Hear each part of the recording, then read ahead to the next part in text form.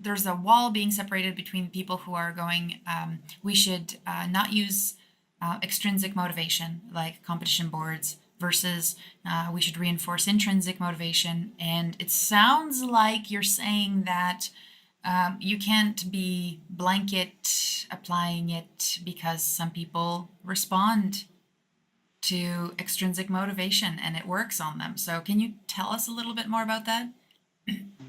That's a dangerous quote, Christ. Right, okay, so, and I've written reams about this, and people, this is kind of the argument.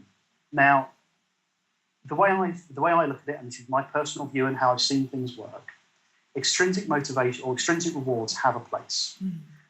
They especially have a place in the early stages of something. So when I go back to that flow concept, I mixed up flow and player journey to see what you could do there.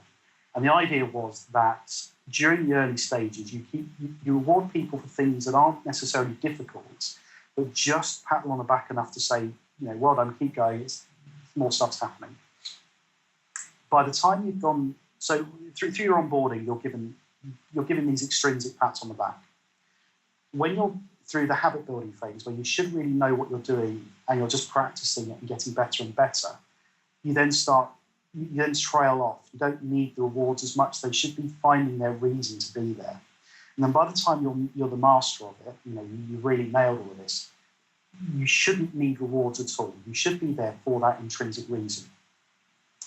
Now, the problem is that that's really hard to do. Finding someone's reason to be there is quite difficult. Yes.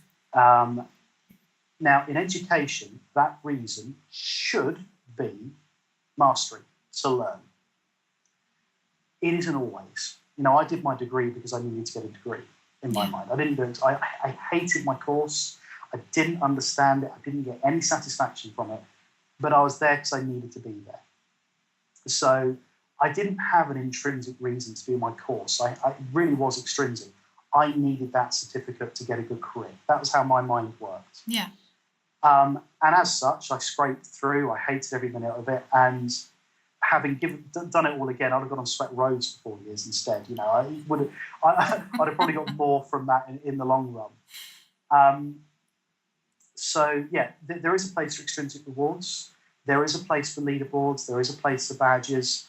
But if that's all you've got, you're going to only capture people for a short period of time, which is fine for some things. Mm-hmm. If you're just doing a very short course, it's a single module, that's all you're going to have to do for 6 months, then absolutely fine. I think personally, they've got to do it. So say, for instance, again, we're going back to our ethics course. You've got to do the course. There isn't an intrinsic reason to do it for most people. If they're into ethics, then there is. If you can convince them during the course that there's a reason to be interested in it, great. If not, do it because you've got to do it, and we'll make it a bit more enjoyable for you. We won't make it painful to do. If it is a course and it is a long thing and it is a year long, then you cannot just keep giving points and badges. It won't work. They aren't going to engage with that constantly over and over again. And it's difficult to maintain. You could keep adding new badges, but what value do they have? If you come out at the end of the course with 800 badges, what value do 800 have? So it is that balance. And at some point, you do have to hit a point where they're there because they want to be there. And if they aren't there because they want to be there, then really they should be considering, why are they